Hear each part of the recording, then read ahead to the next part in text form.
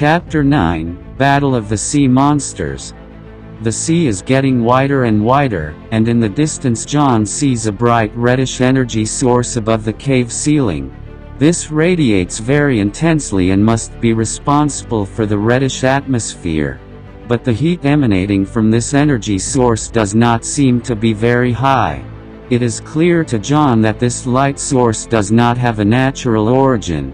He thinks of extraterrestrial beings who constructed this artificial light source to make this unusual habitat possible.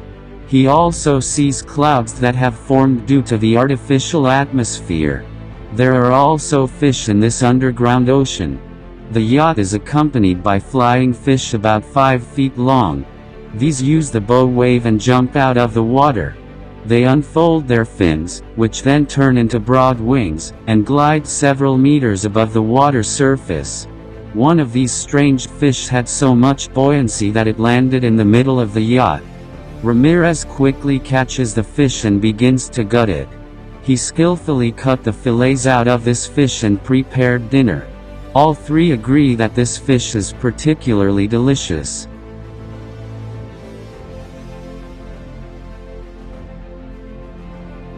John, Billy and Ramirez have been out at sea for what feels like days.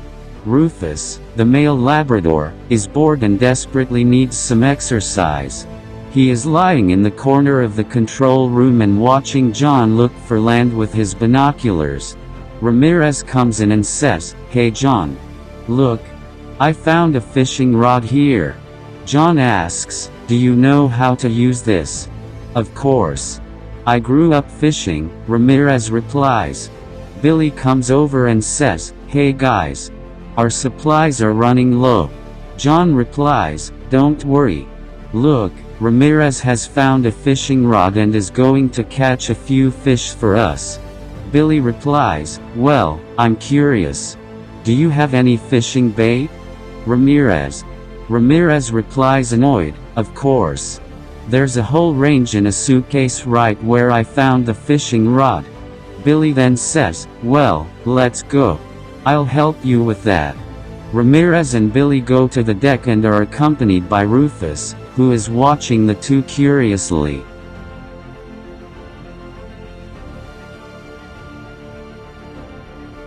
Ramirez chooses a suitable bait and attaches it to the fishing hook.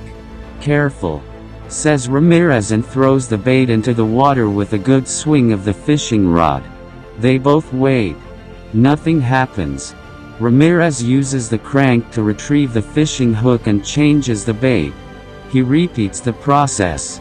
Again, to no avail. "It looks like this ocean is fish poor," says Billy. "Nonsense," replies Ramirez and casts the hook again. Finally, he is lucky. Something has taken the bait and is trying to escape. He feels the pressure on the rod and turns the crank to reel in his catch. He has to use a lot of strength. It seems to be a bigger fish. Finally he gets the fish out of the water. Ramirez is happy about the catch. At that moment a crocodile-like mouth about 6 feet long with long fangs snaps at the fish and pulls the fishing rod with Ramirez overboard. Billy screams in horror, "Man overboard!"